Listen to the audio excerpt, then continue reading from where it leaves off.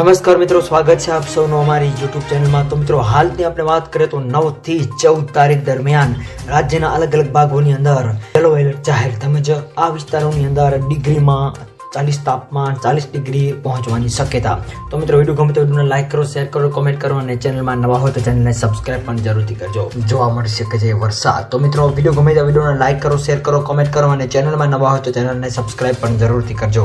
તો મિત્રો, હાલની આપણે વાત કરીએ તો ગુજરાત રાજ્યની અંદર ભર ઉનાળે મિત્રો કમોસમી વરસાદની આગાહી વ્યક્ત કરવામાં આવી છે। એવામાં આગામી 2 દિવસ સુધી આપણે વાત કરીએ તો કમોસમી વરસાદ, સતત કમોસમી વરસાદ જોવા મળી શકે છે।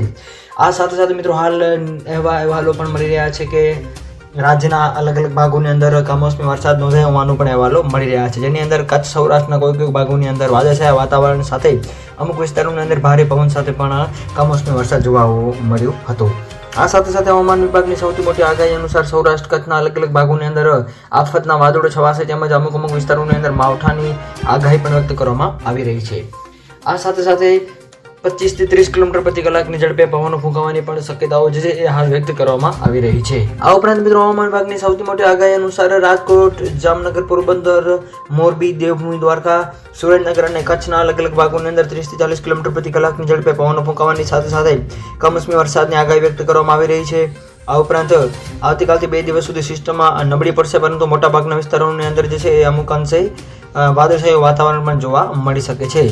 આ સાથે સાથે હવામાન વિભાગની સૌથી મોટી આગાહી અનુસાર એપ્રિલ મહિનાના પ્રથમ અઠવાડિયામાં પણ અમુક અંશે વાદળછાયું વાતાવરણ જોવા મળે એવું હાલ અનુમાન લગાવવામાં આવી રહ્યું છે।